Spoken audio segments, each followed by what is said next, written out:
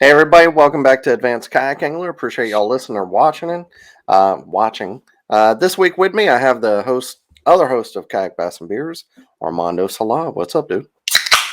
How you doing, buddy? All right, doing good, man. Yeah, I've got a lot of stuff going on in my life, so got a new Yeah. watch today.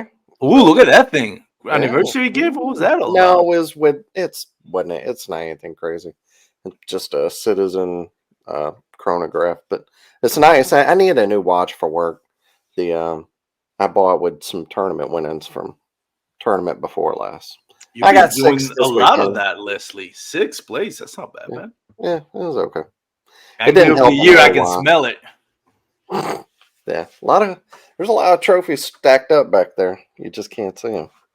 Yeah, doing good. It's my goal this year was I'm fishing 3 trails to win 3 AOYs. That's not going to happen. I'll be lucky to get one, but one would be great. So I'm still in contention for all three, but yeah, it'd be tough. So The trifecta. I'd be happy with Triple crown. You'd be a triple crown winner. You'd be like yeah, secretary or yeah, that, yeah. The the Kentucky horse. Bluegrass, yeah, something like that. So you were at ICAST, man. How was that? Pretty good, man. I liked it. Got to uh make new friends, see old faces, and reacquaint with some of the good people that I've known throughout the years. So that's what I love about ICAST, man. More than anything, it's just being able to, say hi to people that we love and respect in this space, but hardly get a chance to see them even on tournaments. But yeah, no, it's pretty awesome, man. I liked it. I enjoy it. So So like what? I've never been. My vacation time with the kid and the family. It's tough.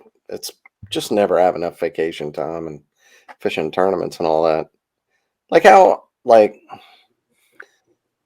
how much of your time is did you have to stay with Douglas or sponsor commitments versus just kind of being out? Like I guess I just don't know how it would be like walking around there. I know how it is going to the Bassmaster Classic or going to a big, something like that. Like not a trade show, but a show. You go to a different show with different booths. It's kind of the same. Is it just the same vibe? yeah, pretty much. I mean, it's a little bit of a different vibe in the sense, for example, the Bassmaster Classic, their showroom, there's a lot of tourists involved, a lot of Yeah, people visiting and people with their people, buckets. even people that don't really fish, they just like they see this big event and they want to take their kids and all that. So there's a lot of people trying to sell stuff and stuff like that, because you want to get your money's worth. What you're selling over there, it's more about connection. So there, I mean, and I'm glad you asked because there's a lot of stigma around, and you see it on social media posts and all that about ICAST overrated, blah blah blah. I think there's a misconception of what ICAST is. ICAST, and it's been going on. I think it's the American Association of Fishing, something like that, and it's been going on for like, from what I've heard, like a few decades now. And I don't think it was called ICAST always, but anyways, it's a trade show. There are some companies that might sell some stuff if they get some buyers, but it's mainly more about their showcasing their products, especially if they have new products, trying to get dealers, trying to partner up with other companies and distribution centers and all that. And that's what they're trying to do. And then on the social media side of things, there's a lot of content creators that go out there to create content, to shake hands with maybe companies they want to partner up with. I'm not in the upper echelon of of content creators like that Brandon Mays from that bass fishing dude, um, Alex Rod who was there. They're obviously they some of them get paid by the companies they're sponsored to go over there, Yeah. and attract people because of their reach. I'm not at that level. I just go out, try to see what companies I like, maybe shake hands, know a little bit about their product. But more than anything, I do it because I don't have to pay the entry. Douglas pays it for me.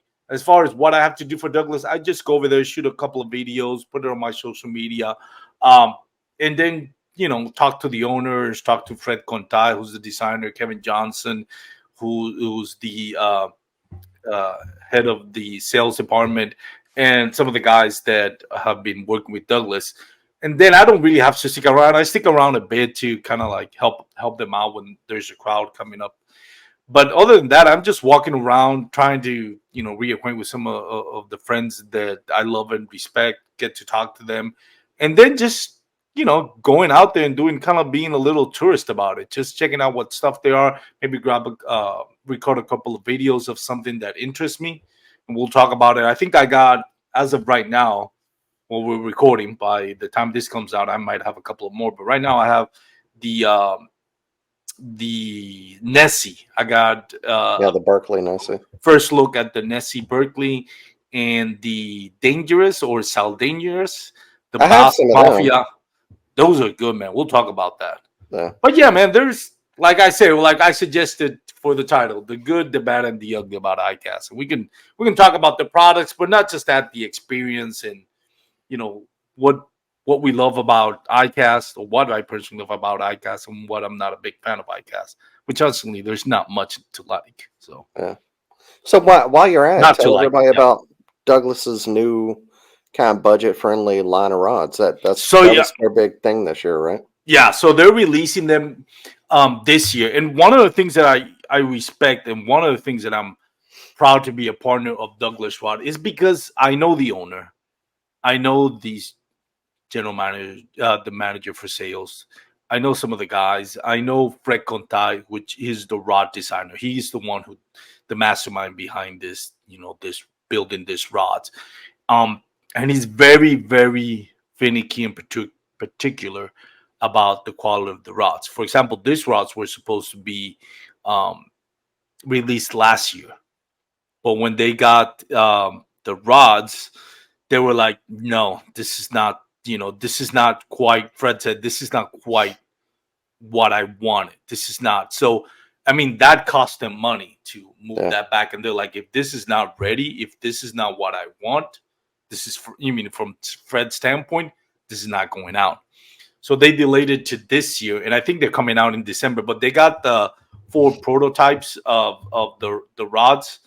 It's based on I think it's 6 of them, based on the best-selling LRS and X Matrix rod. They're $99, and they're really good rods. Now, obviously, I haven't tried them yet. I just saw them on ICAST, but I mean, they feel pretty light for the price point, and they feel good. They don't feel like cheap rods, but they're going to be around $99 price point, and that's generally what you can. When you're looking at a good all-around rod or a good entry-level rod, generally that's the price you're gonna see. You can have some for $35, $45, but they're not great. These ones are gonna be great for entry-level. It's really not till you hit $100 to where they're decent rods. Yeah, and one of the things I like about him is, so to me, when I started kayak fishing or just got into bass fishing in general, and I started diving into like, there's that rabbit hole of what rod goes with what, and it took me a minute to kind of grasp my head around what's the difference between action and and weight. Yeah, power, weight. To me, I couldn't understand it. And I watch Fluke Master videos. Not his fault that I couldn't understand. And my dumb ass couldn't understand what he was saying. I watched Wired to Fish. What was the name of those guys that I love that do? I forgot their names. Matt Allen with Tactical Bass. Yeah, Tactical Bassin. Yeah, those guys. But I couldn't get it. And now, after a few years, it didn't take me a few years.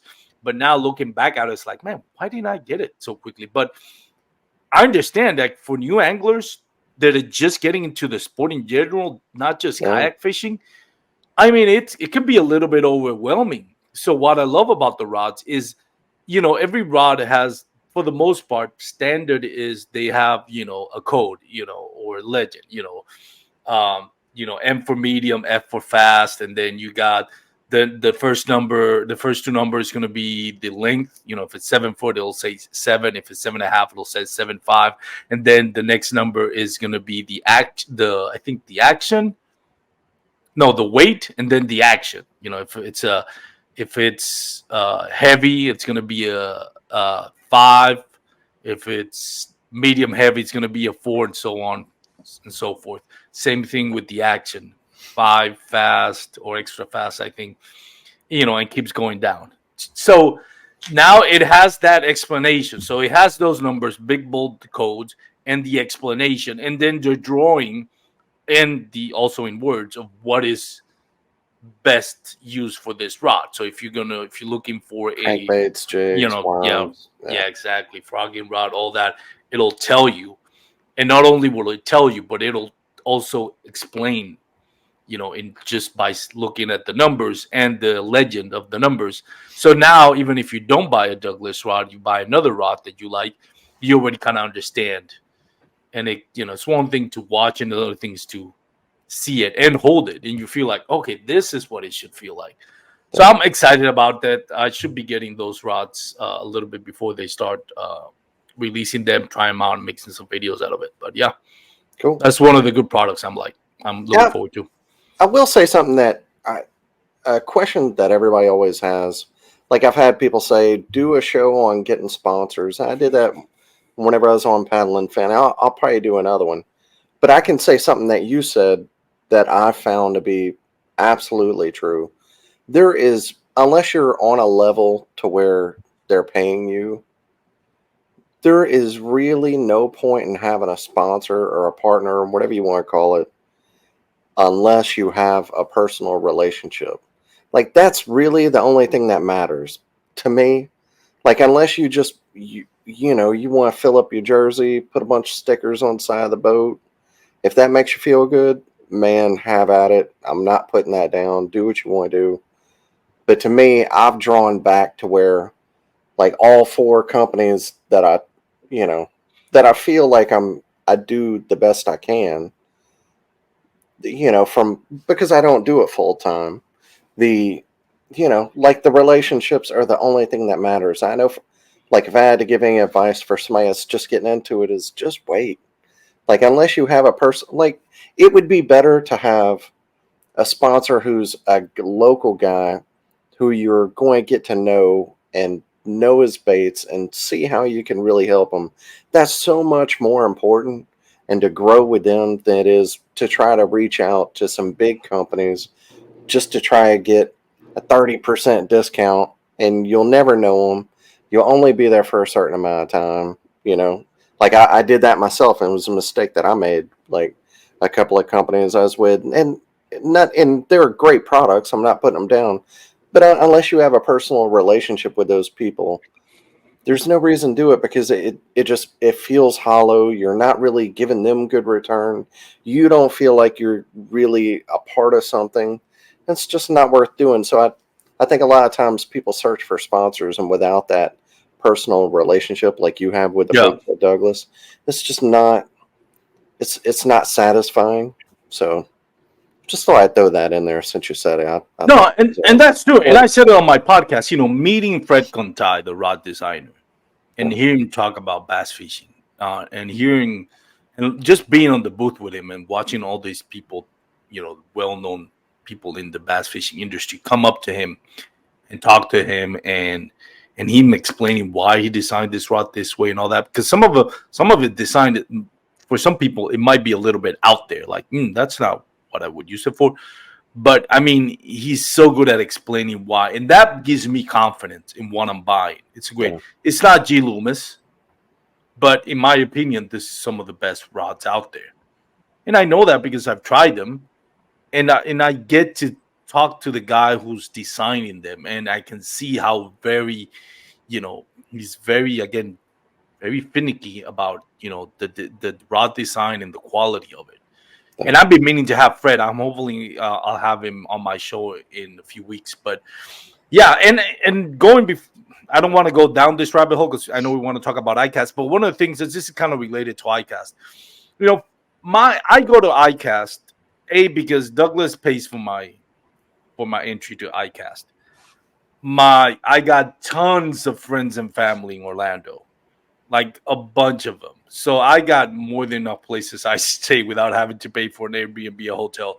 And my lifelong friend who I grew up with, shout out to Javier, and his wife Oh, no. they're gonna have a baby in December. So I love that guy like a brother. You know, as soon as I get, he'll pick me up at the airport. He says, "Take my car, don't worry about it." So I don't have to pay for anything other than the Yeah. parking lot and whatever I'm gonna have for lunch. So to me, it doesn't really cost anything. So that's why I do it. Now, if people are interested into going to ICAST, it's not like you're gonna go over there and you're gonna leave with 5 or 10 uh, sponsors. You know, that's not gonna happen. You're gonna go out there. You're gonna meet. It's a slow process. You're gonna meet people. They get to meet you. Owners of companies, marketing directors get to meet you. They get to put a face to the name. And maybe somewhere along the lines, they'll, you know, your social media will come up in their feed and they'll remember, and maybe something comes along the way. But if your expectation is going to go out there and you're going to come to sponsors, that's not going to happen. Now, granted, they are guys like I met Brandon Mace, that bass fishing dude. Follow him on Instagram, YouTube, and Facebook. You know, I was talking to him and there were companies pulling him to the side. It's like, hey, we want you on our team. And he's out there maybe, you know, having that conversation of cutting deals.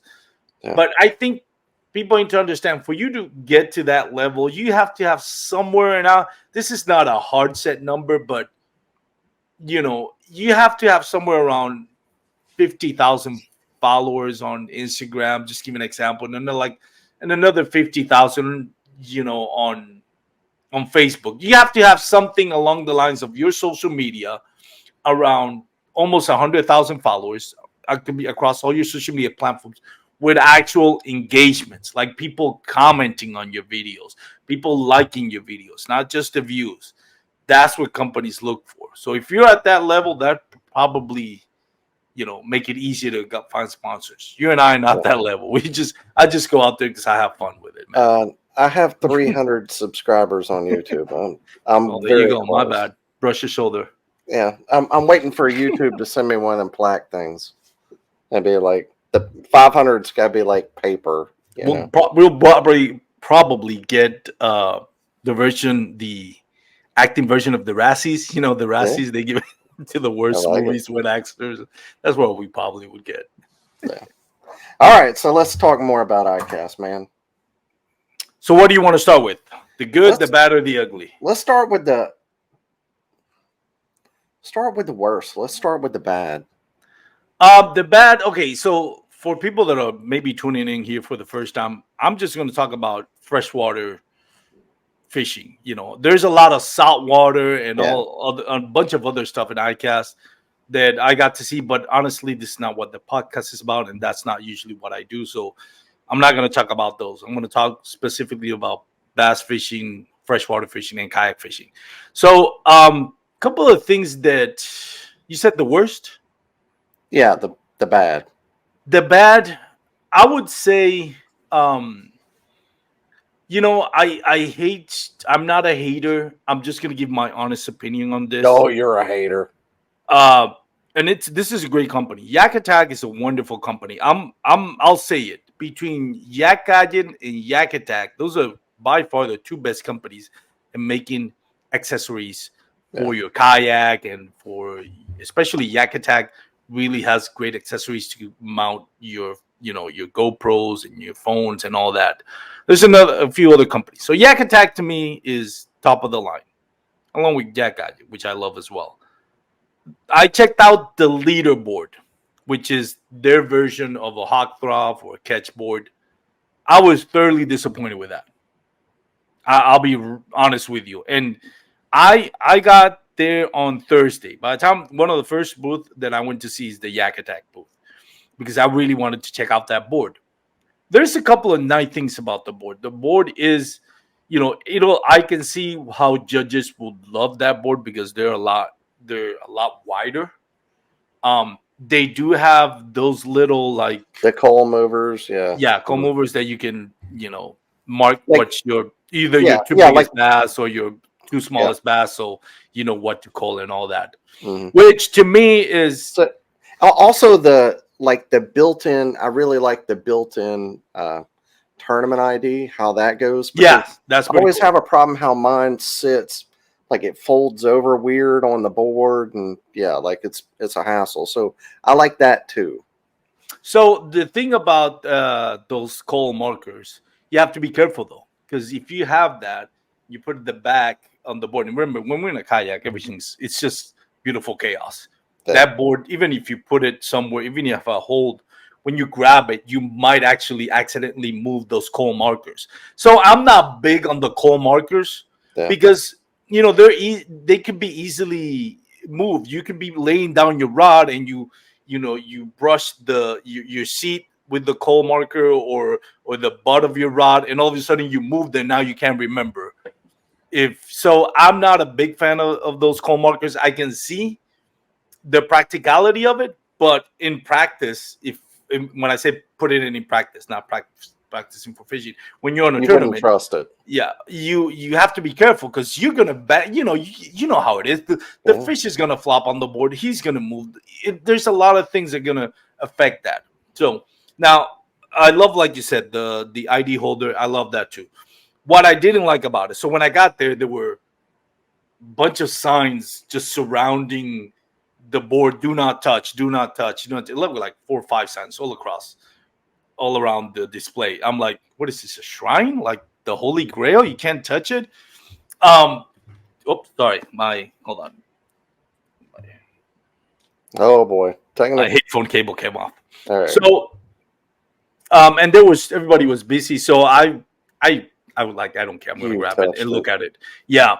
And first of all, I can see why they had all those signs. It's because this is Thursday. This opened on Tuesday. Well, actually, Tuesday was the pond. Wednesday they open up for the displays, the booths inside.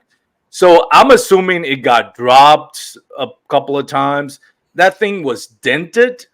That thing was cracked, and I'm like, if this is dented and cracked just because it's on the display, people Yeah. grab it and looking at it and drop them. This is not going to be very durable. I'll be shocked unless there's changes to that, but I'll be shocked to see either Hobie or Bassmaster Kayak Series approve those boards for competition. I don't see it happening. Not the way it is. And again, I love Yak Attack. They're top of the line as far as making kayak accessories.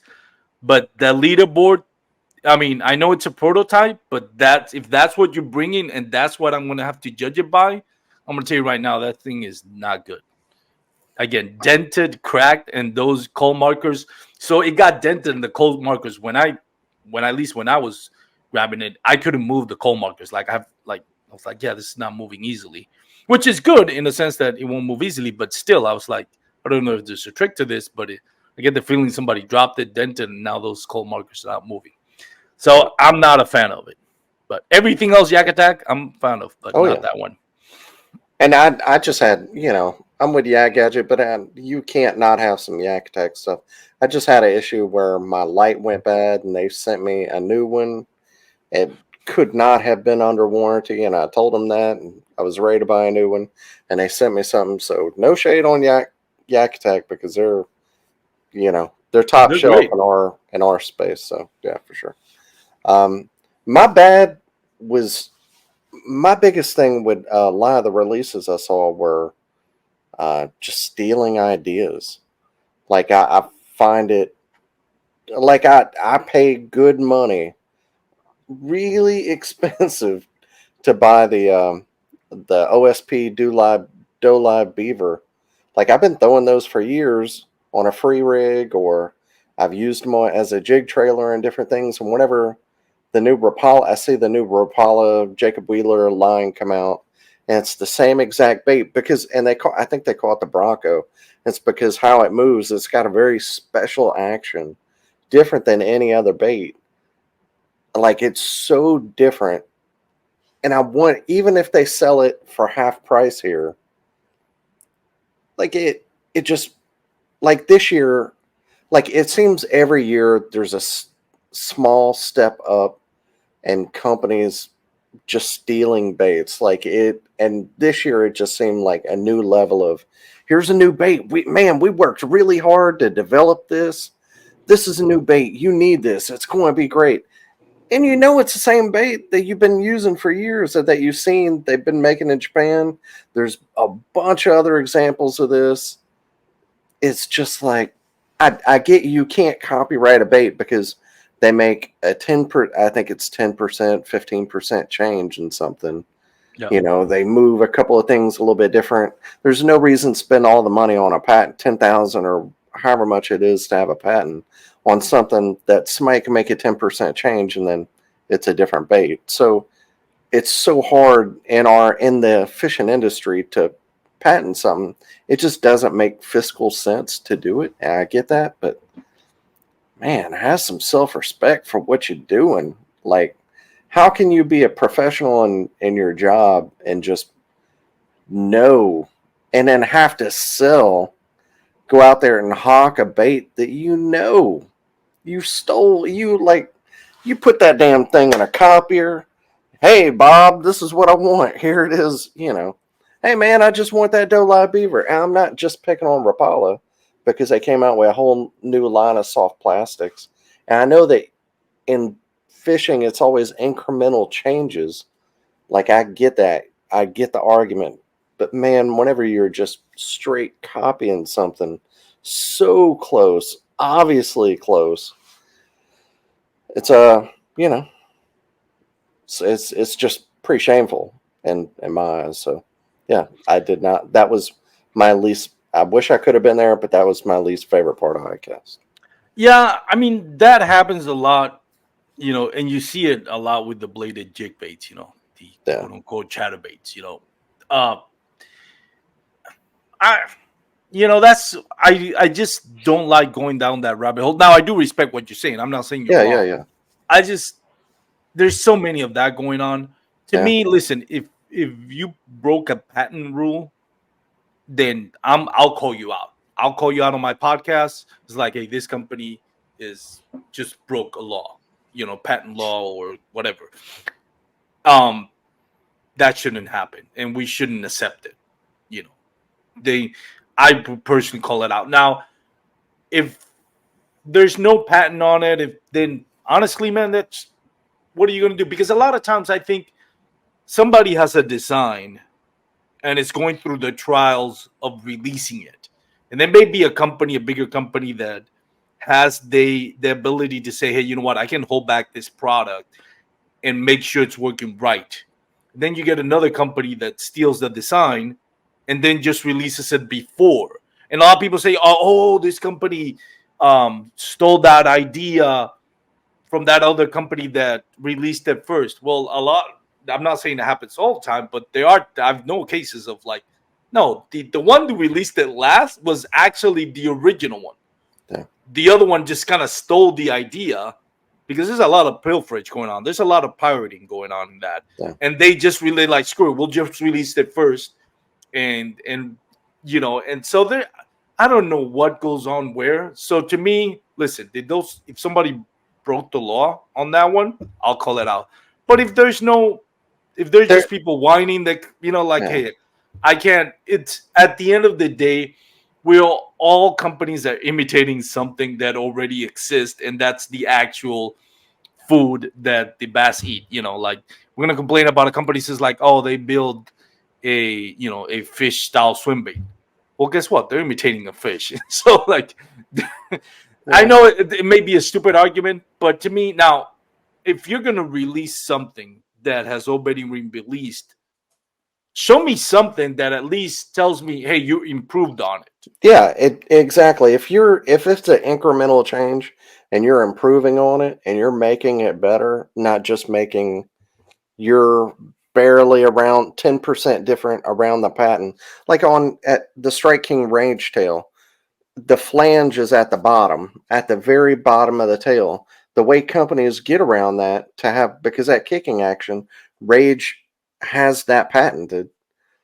They move the flange up, not on the end of the bait, but they move it like an eighth of an inch off the end of the bait. So now it's like the end of the tail, and then just above that, that's where they'll have the flange. The part that kicks that's out Yeah. from it. And that's how they get around it. So you can't patent these things. So it's all wrong. But whenever you do it and it's not a change, it's just your version of it, and it's so dang close. Like they absolutely stole the OSP Doe Live Beaver. They just did. It's the only one with that. The only thing on the market with that kind of action. The only one, and they just took the dang thing.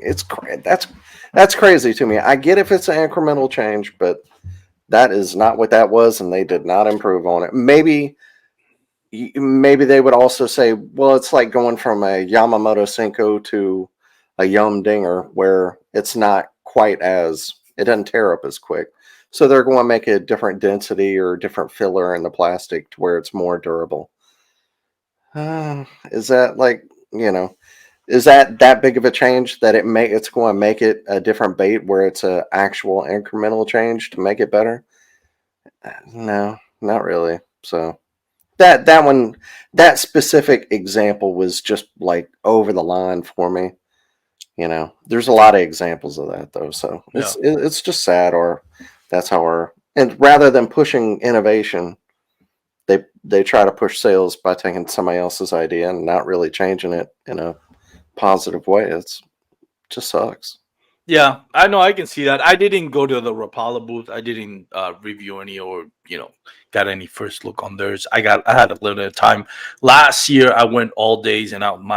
My ankles and knee were hurting Spidey and so bad for all Yeah. the walking and standing. This year I just did a day and a half, so yeah, I didn't get to see all of it. But talking about a little bit about that, because I know I've seen a lot of social media posts saying that the Berkeley's the Nessie is a knockoff of some Yeah. Japan bait Yeah. or something like that. And they even made a comment on it. Like they made a Yeah, post they about went it. they went Oh, they went on on their social media and complained about it.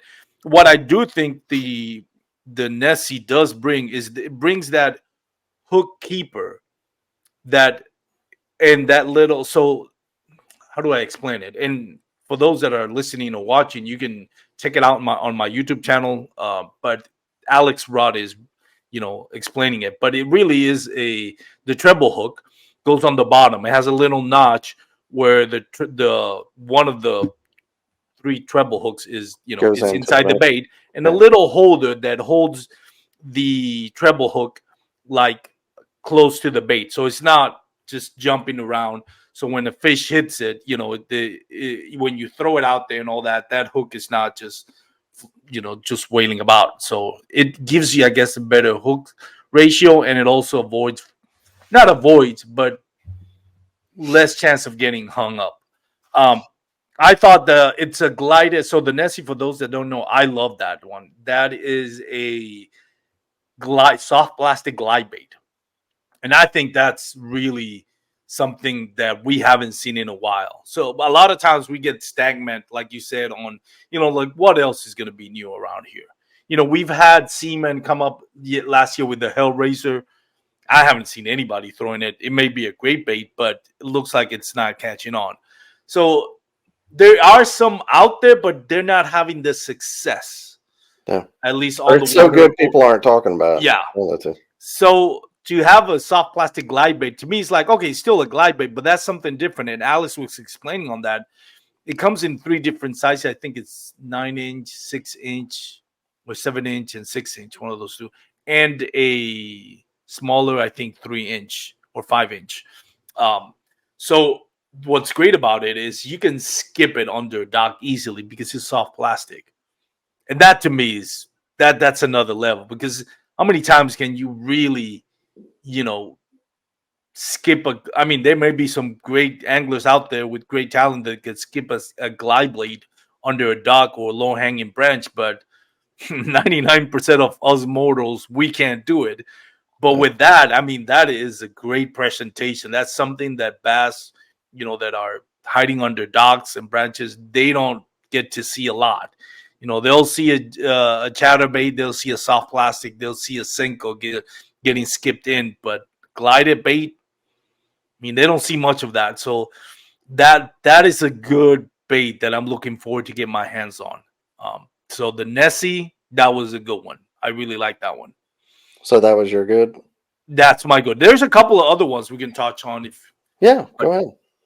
the other one that I really thought, and again, the swim bait game is kind of gotten out of hand now. It's kind of become like a cult now.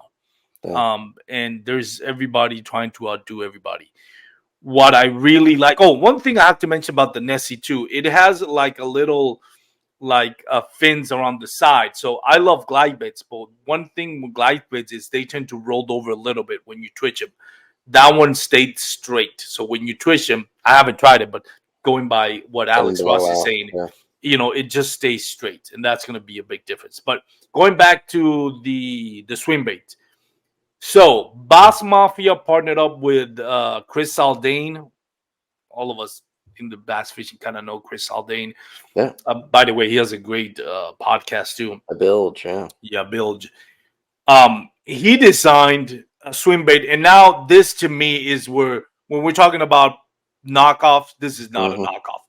Chris Saldane, I think, nailed it with this. All credit to this guy because this swim bait, I mean, it has some features that I absolutely love, and I think that it takes that soft plastic swim bait, not jointed swim bait, that soft plastic swim bait to another level. So what it has is, first of all, it has like a flat bottom.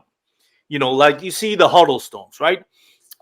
That's more like a thin. So when it goes on the bottom, it tends to like, slide or just lay on its side. And that tends to, when it's going over a branch or something, when you're reeling it in, it tends to get snagged because it just kind of rolls over when it goes through something.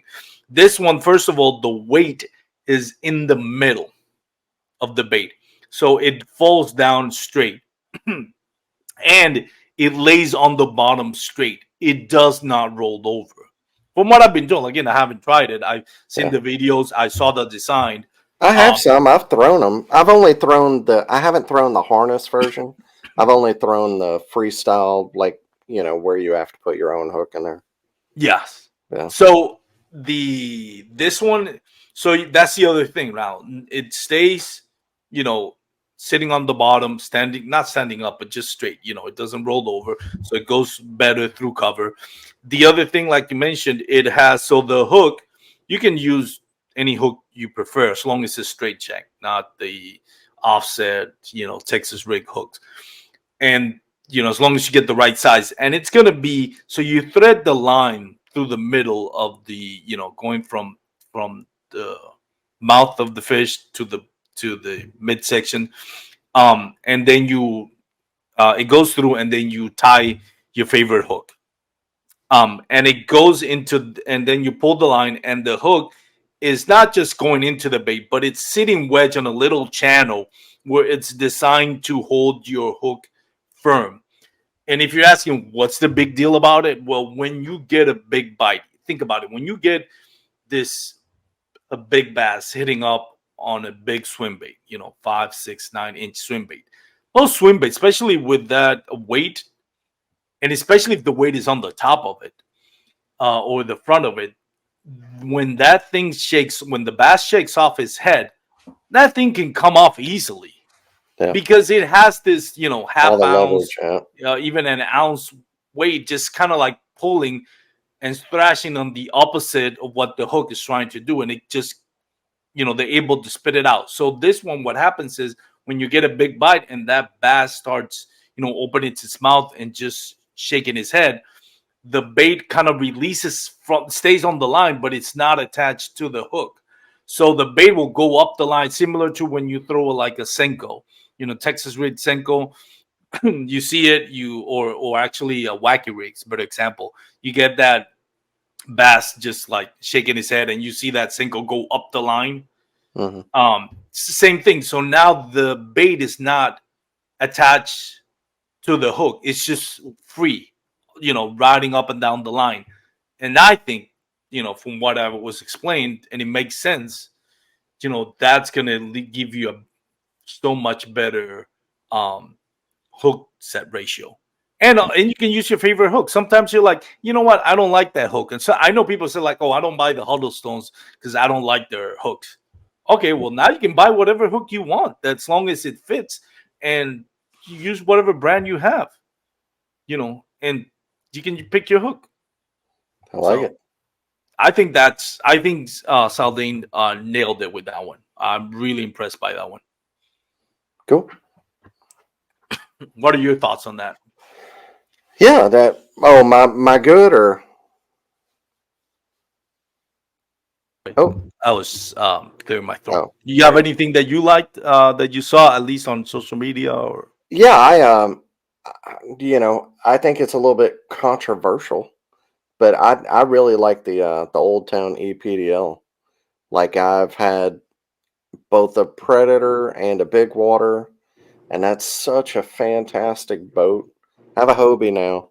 Um, Super fast, not a lot of storage room, but to me, like I thought about for the longest time just putting a motor on there, and I went through everything of trying to innovative sportsman. They sold like a deal where and Jake Harshman put on there, and I had even talked to him about it, like putting that on there. But then it was a problem because locally until this year you couldn't use a motor in events, so I didn't want to have to swap out rudders, and just doing it seemed like such a big hassle. I'm not the most DIY person. I was a little bit concerned about the installation of it. So I didn't want to put a motor on the back. I didn't want to put one on the front because it's not quite, to me it's not stable enough to have a motor on front, especially being a heavier guy. So but that EPDL, the battery goes in the hatch behind the seat. So it doesn't, that hatch is pretty much useless anyways. I had like a box with some toilet paper and stuff in there, so it was like you really can't get to it during the day, so it's not useful. So it's a great compartment for a battery. I don't know. I do wonder if you want to, since it's a 36-volt 20, which is supposed to be enough for full speed on 5 for 3 hours or Yeah. all day on 4. So it should be enough power, which 5 is supposed to be 5 miles per hour, and that's fast. With a 20 amp battery, I wonder. I never saw a video of how it sits into the housing, like how it's strapped down. So I don't know if you can upgrade to a larger battery.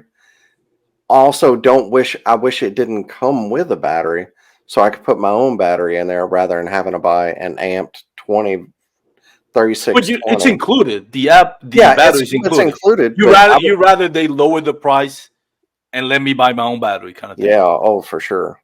All right. Yeah, absolutely. And I wonder how big of a because that compartment isn't very big. I wonder how big of a battery you can put in there, and maybe that's why they only did a 20. Because like Z Pro, they sell a 50, a 20, I think a 30 and a 50. I wonder if you could get a 50 in there, because then you could run it on 5, and going 5 miles an hour is really quick. I just really like the full integration of battery, motor, and you can pedal. It just, to me, it seems like such an awesome setup. You didn't lose any space at all, like none under the seat, which I was worried they were going to put the battery there. They put it in the compartment. The On the drive, you still get the dry storage on there, which was, I love that thing. Same way as in my Hobie, how you have the compartment in front of you. I love that. Same way on the Old Town. Not as big, but still super functional. And then they made the tank well in the back bigger so it can accommodate a bigger crate, which was kind of a problem before. I had to have the smaller Yak Gadget crate with feet. Like it didn't work as well as what I wanted it to. But now they made the tank well bigger. So like literally every problem I had with that kayak, they solved. And I really like it. You know, that it was, I would, the price is steep for sure. Yeah, take $6,000 at Yes. least. Yeah, I mean it's a Hobie.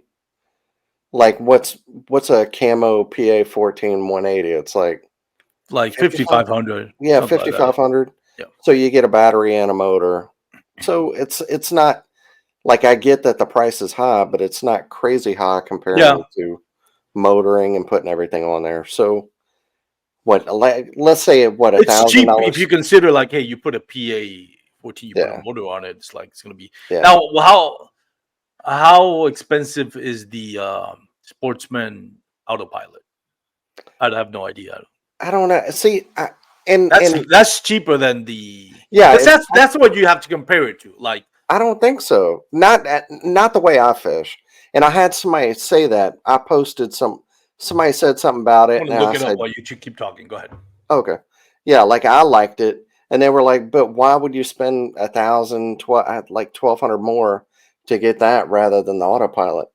Autopilot, where I fish here in Alabama, you have to be able to fish all different kinds of water. Like go as far up a creek as you can, big water, rivers. You're fishing a little bit of everything. You cannot do that in an autopilot. It just isn't. And not that it isn't a great boat. It just, if I were on the Great Lakes, if I only fish big water, if I were only a lake guy, an autopilot would be amazing. But for me, it doesn't work because I can't have, like, I have a creek boat and I have a motor slash pedal boat. I don't have the space in my garage for a third kayak or the money to want to spend to do it. So I have to have a versatile boat. And maybe if you live in a place where it's not an issue and autopilot your deal, even though it's slower, maybe that's your thing. That's fine. I get the stability of it. But even being heavier, I really thought that kayak was very, very stable. I think it kind of gets a bad rap on stability. I do get that some people complain that the steering angle, because the pedal is even to maybe a tad higher than what your hips sit. I get that that's for some people is a problem. So for some people that takes them out. But it never bothered me, or if it did, it was just a hair. And now with a motor, it would never bother me. And I love the speed of that kayak, you know? Yeah, I think sometimes it's really nice. This is the last thing I'll say. It's really nice to not have a kayak that you can bring everything. If I'm bringing more than 8 rods, I'm going to suck. It's just how it is. Like sometimes I bring 12, and that's fine if it's like offshore slash bank. If I'm doing a little bit of everything, maybe 12 rods. I don't want to, but I know if I'm bringing 8 or less, like I'm really focused and I'm really going to fish well. So I don't necessarily, over time, over the years, I'm starting to realize that a little bit less is more for me Yep. and the way I fish.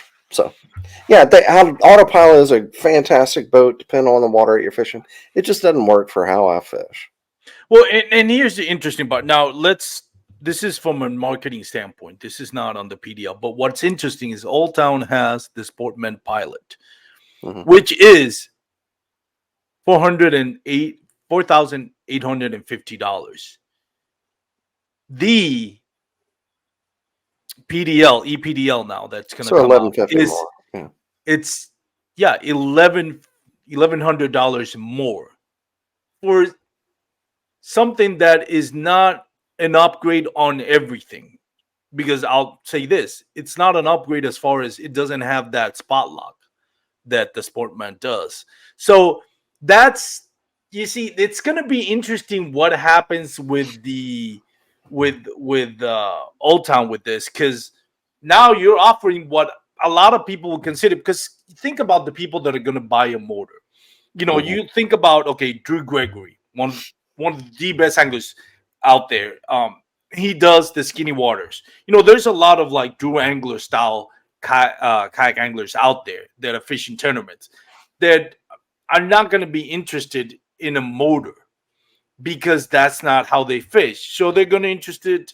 So the ones that are interested in motors are typically that style of motor. Now I know like Jeff Little and even Drew Gregory does pack a motor on the back, but that's just to get They from have point to A to point nowadays, B. going back Yeah, to yeah, another that's just show to that we get to did. their spot, right? Once they're in their Yeah. spot, it's just paddle. Um, this is not that type of kayak. So 5 miles per hour is pretty decent, but the other thing is like anglers that are gonna want a motor, that style motor, are gonna want to fish big water. And if you're gonna fish big water, now you're sacrificing the spot lock technology the autopilot brings. So it's like, I mean, are there anglers out there that make a ton of money and want to have both, I'm sure there's going to be a few out there that you're going to see they're going to have both of them. But it's going to be interesting how this is going to affect Old Town, in the sense that, it's not like Bonafide. So Bonafide has a bunch of, and I want to talk about the Skiff 117 that came out. But Bonafide has a lot of niche kayaks. You see the River 119 Yeah. that got released. The Skiff is very similar to it. And you think, why would you bring, like, that's such a niche? Why Yeah. would you bring it? But it doesn't cost them a lot of money because it's just in the molding. We're talking about now bringing in batteries, the technology. Now, Old Town is uh, owned by the parent company Johnson and Johnson, so there is that. Johnson Outdoors. They Johnson Outdoor, not Johnson and Johnson. I'm They sorry, don't make baby. they don't make soap. Q-tips. Yeah. But so they have deep pockets, so they have deeper pockets in Bonafide, that's for sure. But I don't know, these are two very expensive kayaks that that I don't know why you would pay that. Like, if I'm paying that, listen, I'm going with the autopilot. Yeah. That, in my opinion, because if I want to fish skinny water, if I'm gonna be hitting the banks, I'm not gonna spend $6,000 on a pedal assist, and I'm not knocking it. Yeah. Old Town is, if not the best kayak company out there, it sure is in the top two. Yeah. You Oh, know, yeah. and I don't mean to start any debate on it. For all I'm saying, it's one of, if not the best kayak company. So I'm not Yeah. questioning their quality. I'm not When, questioning their quality. But whenever go ahead. KBF was having their debate on the bracket on which one's which, I said my comment was Who which. won, by the way? Hobie or Old Town? I honestly don't even know. And I I don't know remember. AJ didn't like my comment, was that Hobie has a better flagship and Old Town has a better lineup. Like, that's how I feel about it. I think if you're Mm, if you're really, I'm not trying to make an argument and get into that. I'm just they have saying, two, like, the Outback and the PA. Other than that, I'm not interested in what they have. Like the Compass and the other ones, they're yeah, not. yeah, me neither. If yeah, God, dog, this is The a rabbit links. hole. Yeah. I don't want to get it. They just don't have like a creek drag boat, like just a basic paddle creek boat that I could buy. If I did years ago, not they had had me, especially now after saying that. Like, I would, maybe I would have tried to have been on the Hobie team or something, but This they is don't not a have a. good time to be on the Hobie team right now. I'm telling you that right now. Well, yeah, They're going through a lot of changes. yeah. But they don't have a, to me, in the way where I fish, they don't have a full lineup. They just they just don't. Like, luckily I'm with a shop that has both Hobie and Jackson. I can have a Hobie and have a Jackson pedal kayak. That works for me. But Hobie doesn't have a full lineup. Even though I take my PA into the most ridiculous places. And that's my favorite thing about it, is those, the flippers. I can take that dude through Yeah, grass, through featherweight. Yeah. everywhere. Yeah. But that's another thing. In the EPDL, my shop doesn't have Old Town, so I won't be getting one. But it also paddles very well. It's a great paddling boat. So even though you can't get through grass as easy, whenever you do need a paddle, it's very easy to do it because it's a great paddling boat. So yeah, The other, I need more versatility in my boat than an autopilot allows. That's why that's never even been an option for me, yeah, because it just wouldn't work yeah. for me. The EPDL is better all around kayak, I Yeah. think. Mhm. But again, I don't know. We'll see what happens. To me, I understand it. Like, to me, I do a lot of mountain. Well, I haven't done it lately. I want to get back into it, but it's been so freaking hot in Texas. I do a Yeah. lot of mountain biking. I've never understood those mountain bikes that is an e-bike. To me, it's about doing exercise How you and going conquering mountain the. bike in Texas? There ain't no damn mountains. There's some parks over there's some hills. Like, I'm not going to Like Colorado, dude. I'm Austin. not. Yeah. No, there's some parks. There's some hill areas over here. They have some nice parks. Okay. But it's nothing like Zion Yeah. or Moab in Utah. Yeah. Those, I've been there mountain biking. Those are exceptional. But anyways, going back to the point, like, I don't understand the point of an e-bike, especially for mountain bike, because it's like The whole thing is to conquer the course and do exercise. So why am I cheating in that way? Now for fishing it's different because this is, hey, competitive. I want to get from point A to point B. I don't want to get tired. I want to get there faster. So I am more, I mean, I wouldn't do the e-pedal, but I would be more inclined to do an e-pedal than to do an e-bike kind of thing, Yeah. because it's different. I'm not kayak fishing for the exercise. I'm kayak fishing because I want to get bass and what's going to help me get bass. So, but it's interesting to see like where it's going to go, because it's a lot. It's not like it's the same price point as the Yeah. autopilot, and I just don't see Creek guys going saying, "Hey, I wouldn't buy uh an autopilot because it's not how I fish. I'm going to buy an e-pedal." Really, it's it not that you can't take it, but it's not the type of boat that you're going to take for creek fishing or river fishing, anyways. I mean, it might I work. would. It might work, but it's Yeah. not like realistically, it's not the ideal tool for that. But neither is my PA. But that's what I have to use. I know, but yeah, but that's what I'm saying. If you're gonna go to like, if you know, for me, I'm one of the things that I'm starting to do, and we seen this movement a lot, and we had that podcast that's gone viral about it. You know, like there's a lot of kayak anglers now, including myself, that are saying, you know, I started humbly with the cheapest kayak I could find with a paddle and learn how to kayak fish. And all of a sudden now I have a PA 360 and I love it. I'm going to keep it. But there's a part of me that's saying, I want to go back to those creek and rivers that I fished. So I'm going to have kind of like what Alex Rod is doing and other content creators are doing, even tournament anglers are doing. I want to have too. If I have that, if I already have a big water kayak, well, guess what? I'm not going to the EPDL to go to a creek to fish. I mean, I might use it, but I'm going with something a lot cheaper that's going to be, not only is it going to be cheaper, but it's going to be better for that style of fishing. So why would you pay something more for something that's not going to do the Yeah. better job than a bona fide or even the Crescent Shoaly? And on the other hand, if you have those creek anglers and river anglers that are gonna want to, hey, I want to do a little bit of big water fishing, well, guess what? I can either pay $6,000 for the EPDL if I'm going big water, or I can save myself $1,100 and get the autopilot with spot lock technology, which is a lot better for big waters. Yeah. So I do Again, see the niche there, but I'm it not saying it's not quality. yeah, it's my they hit my Yeah, niche. yeah, they hit your niche. Is Yeah, your niche nail worth on the head. $6,000? That's what the question. Well, yeah, but it's still cheaper than what a Hobie is with a motor and a battery. But Like that's it's not your niche, though. no, it's exactly like if I could have a Hobie PA with my battery and a motor, or if I were buying it again with the EPDL or the Hobie with the battery and the motor and the Newport, I don't know which one, because the the Old Town would be a lot cheaper than going that route. I would probably go with the Old Town.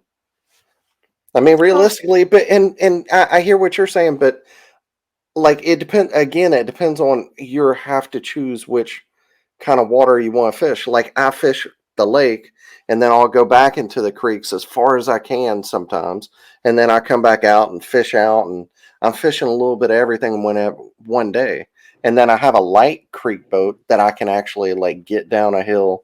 Although somebody's one of my guys is going to text me after us and say, "Dan, you'll never do that. You bought that creek boat, and then you'll never do it."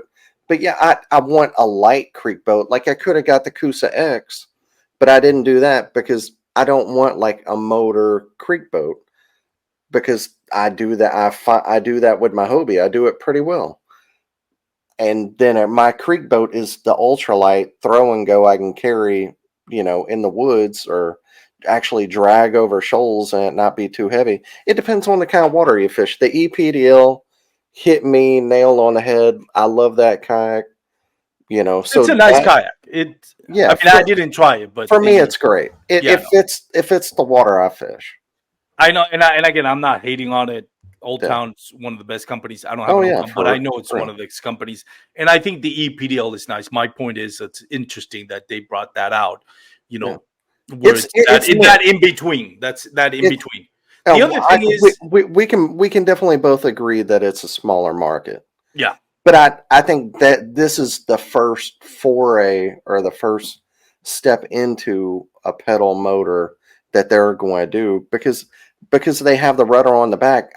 They're going to put he already Ryan Lilly with Alex Fishing. AliEx. Yeah, Yeah, I can't ever say his name. The which watches YouTube. They're fun. But yeah, they're fun. the I got like to see him did you? this time at ICAST. This is Hey, fun he guy. already said Ryan Lilly, Old Town head guy. He already said that they're going to put into a 120. They're going to put into a Oh 106. yeah, I know. So yeah, so They might just do with this from now on and remove yeah, the.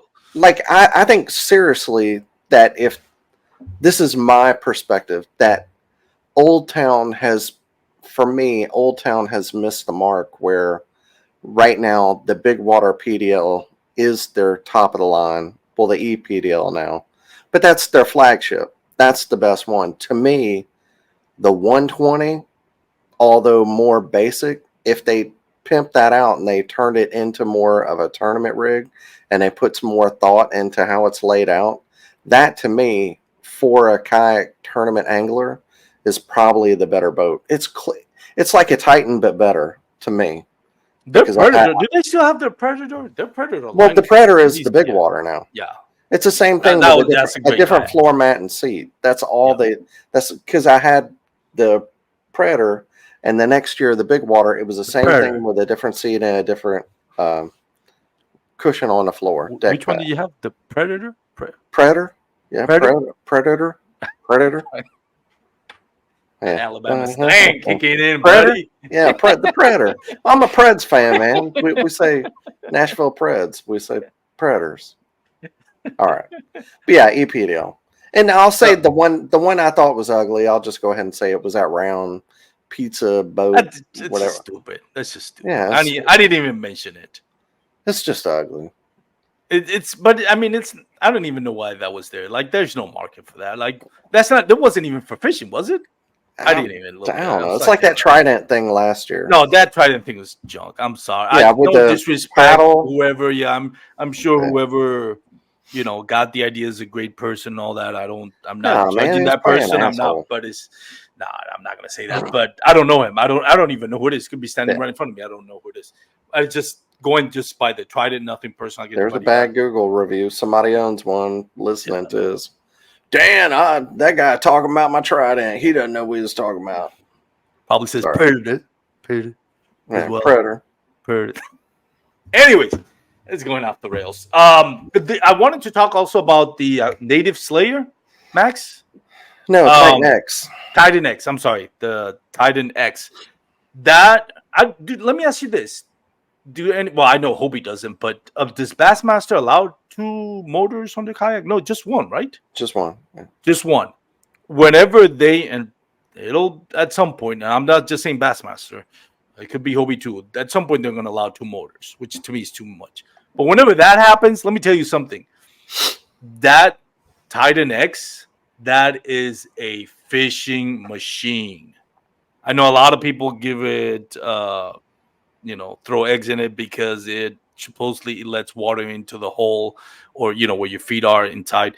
I don't know. It lets water into the hole. Yeah, I so had a Titan. It's what it does. it does. I'm sorry, Titan. I think they did a lot of great stuff to it. You did not fix the Achilles heel of that boat. Well, how does it get so much water in it? Like, to me, I was amazed when I got my PA. Even the Outback, like, dude, I would be there. No water goes into the hole, not even through the scupper holes. Because I came from my first kayak was the Ascent 12T, and then and that was full of water all the time. But I thought it was normal. It's a kayak, it has scupper holes. When I went to the Outback, I'm like, how is there no water inside the hole? Like, not inside the hole, on top of the hole, I should say. And the PA 14, even better. Like, yeah, that's dry as a bone.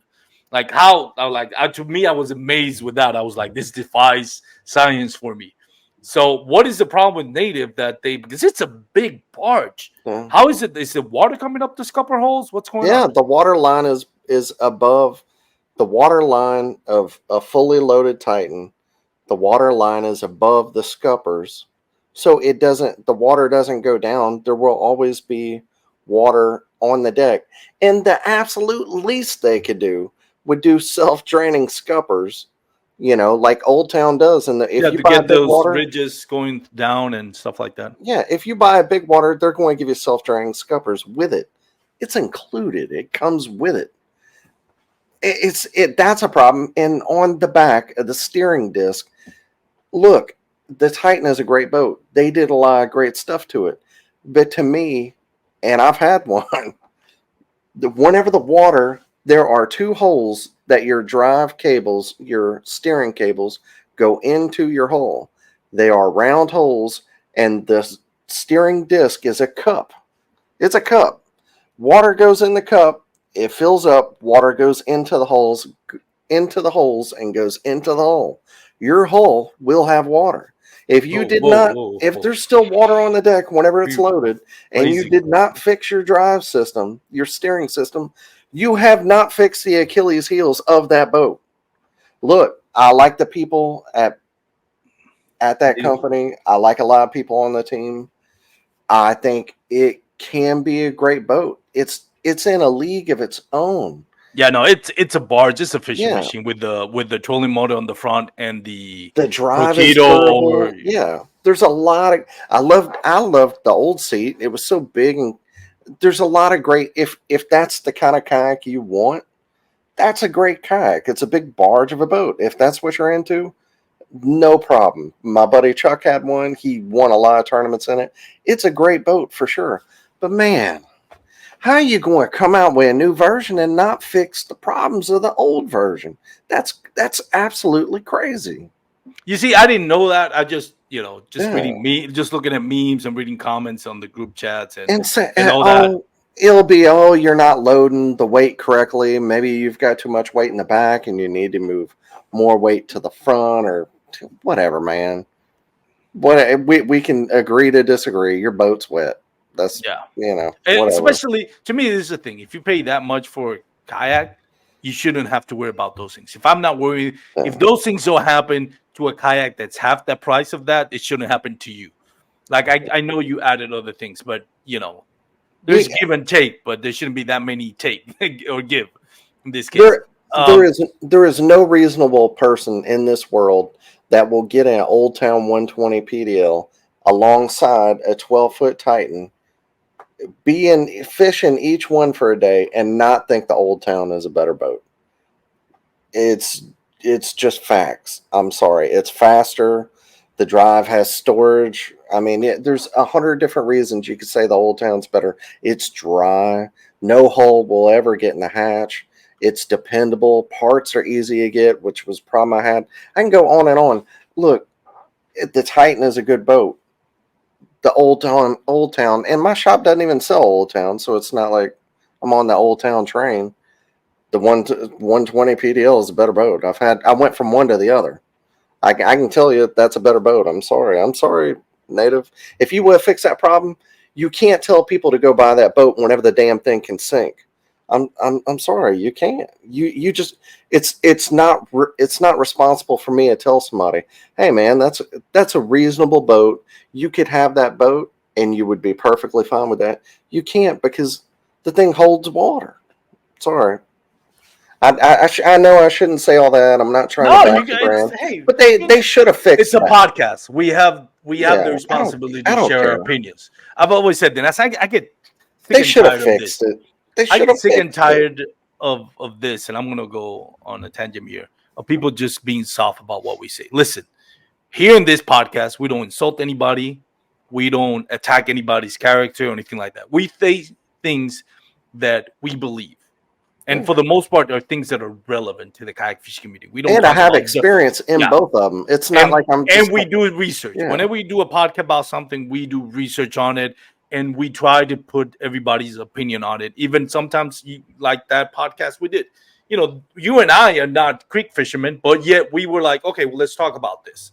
Yeah. Let's give let's get their point of view on this podcast and bring it out there.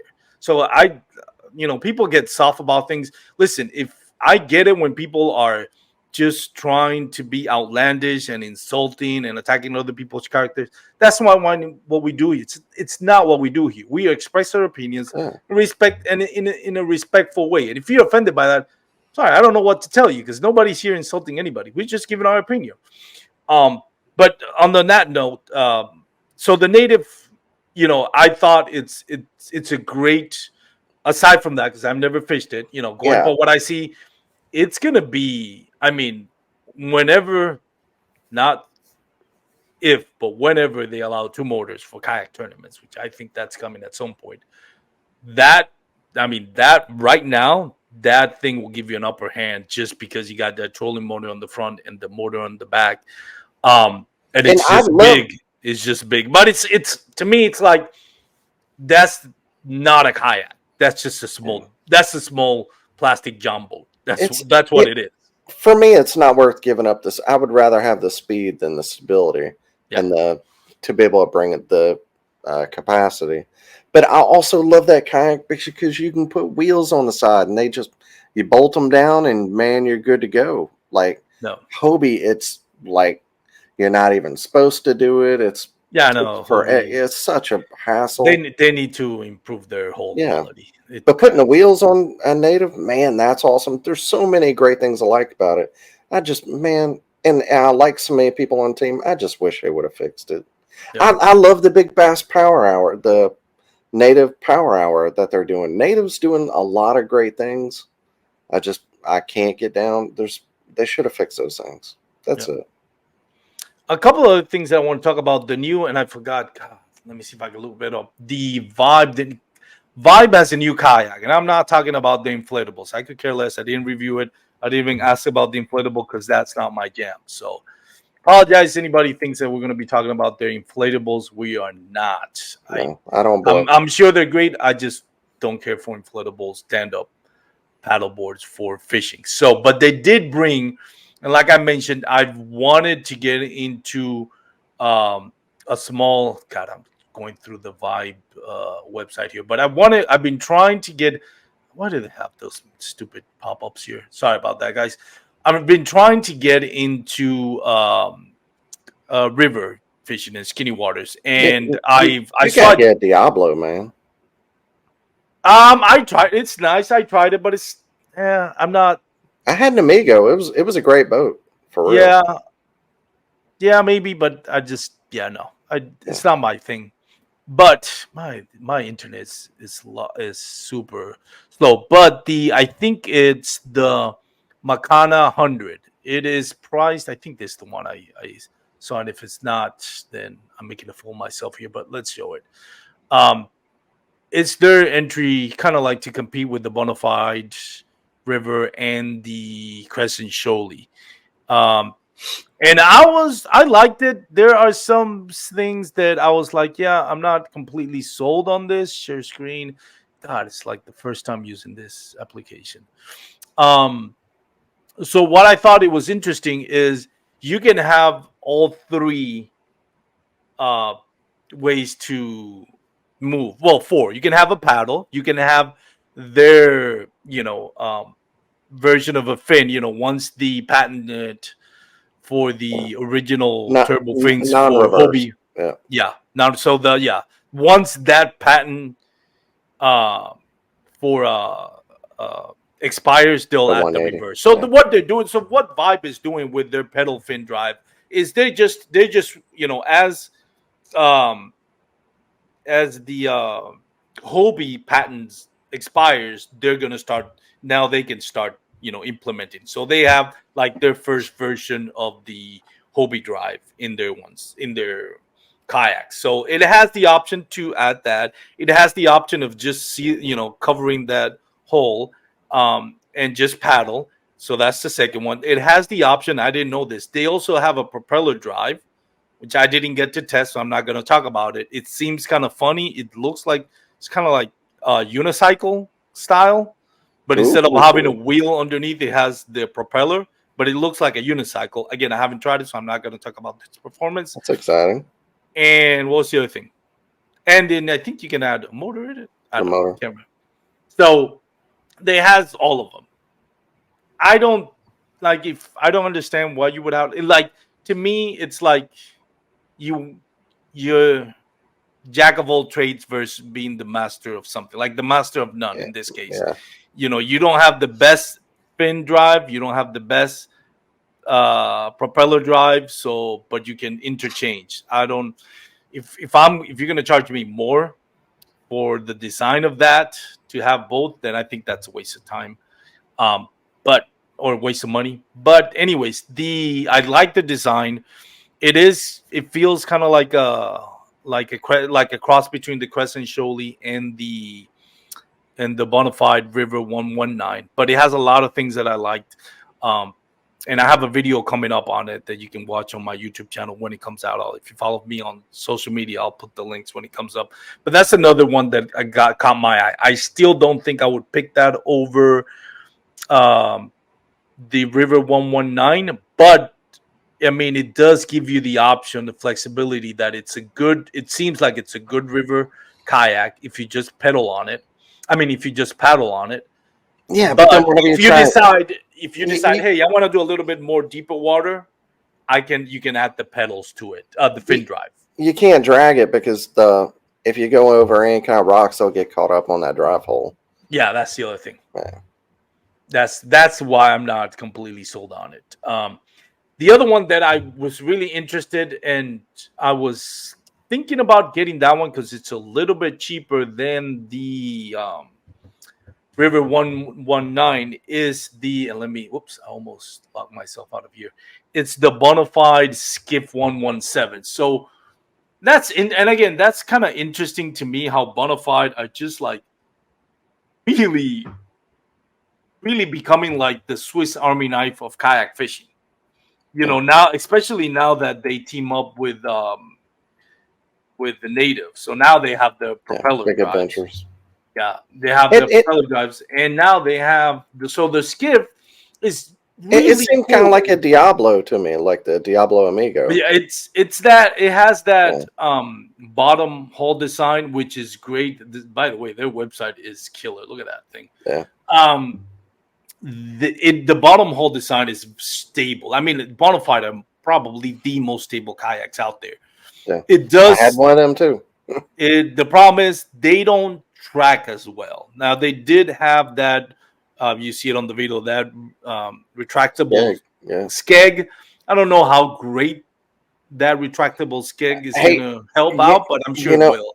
in that Diablo, you put down the little skeg in the back, and it surprisingly was amazing. It Oh made no, it the Diablo tracks amazingly super straight. well. Yeah, Oh yeah, yeah. Once you like you're super, you know, able to move without it down. You put that stupid little thing in the water, and now it's like track straight as an arrow. So, it's crazy how much a little skeg can do for you. yeah. So this, I mean, it's really designed for like uh Ponds, yeah, ponds, shallow backwater, creeks, yeah, backwaters, mm, brackish waters, where you don't have to deal with a lot of tides or anything. This is not the type of kayak you want to go through rapids though. yeah. And the reason is like if you think like well, what's the difference between that and the 119 river?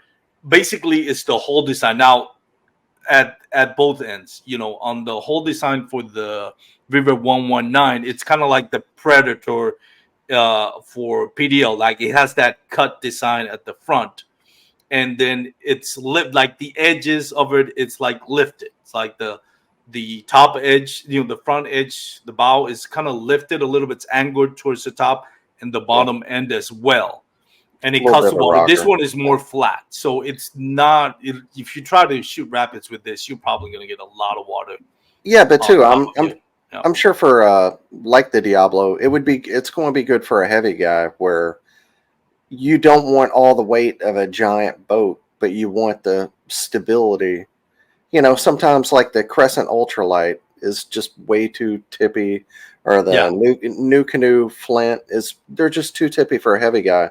But Diablo Amigo, there's a couple others that for heavier guys that also want to do creek stuff who also don't want all the weight of a heavy kayak. It's probably also going to be great for that. So Yeah. just a So little. it's interesting. I thought about it. And bona fide Um, seats are comfortable. So yeah, it's yeah. I'm still thinking. And the other thing is the rod storage. Like for that one, the River 119, you can put the rods in the middle. In the middle, and it can fit up to I think like a 7.2 rod without going over the bow. This one doesn't have that. You can still put them on the front, but doesn't have that whole design where you can lay them down. And I don't think, if I remember correctly, I don't think it has that whole design for your catch board. So if I'm going to use the River for tournaments and skinny water tournaments, I kind of prefer to have that River 119 because it has the ability to put the catch board, and I mean credit to Bonafide, man. They find like the little things. I mean, their whole design for stability is amazing. Again, they're not the Neat. best. Yeah, they're Yeah. not the best at tracking their kayaks, or the kayaks tracking, but they're super stable and they do the little things. So one of the things that I liked about it is on the River 119, you can put the catchboard holder. So the catchboard holder is designed, and I've said this on my social media. When I'm on my PA14, I always have that rod kind of like, not the rod, the catchboard kind of like on an incline. So when I put the fish, the weight of the fish goes towards the bump board. So that tries to keep the fish mouth closed. So they have that design where you put the catch board, and the catch board is going to be like inclined towards the bump board. So your fish is going to be naturally, sliding towards that bump board. It helps you keep that mouth closed. And it's still high enough where you can put the rods underneath. So one of the things that I was torn about the Crescent Shoaly is like, if you have the rods laying on the deck, then and you have the board and you're fishing on a tournament, you're kind of screwed because now you have to take if you have 4 rods, you have to take the rods out so you can put the fish on the catch board and then release the fish and then put the rods back. So where are you Okay. going to put all those 4 rods? And you like, to me, that's a new nuance that I'm not a fan of. And again, this is designed by Drew True. Gregory, one of the best at it. There's not throwing any shade at the Crescent Shoaly. It's a wonderful kayak.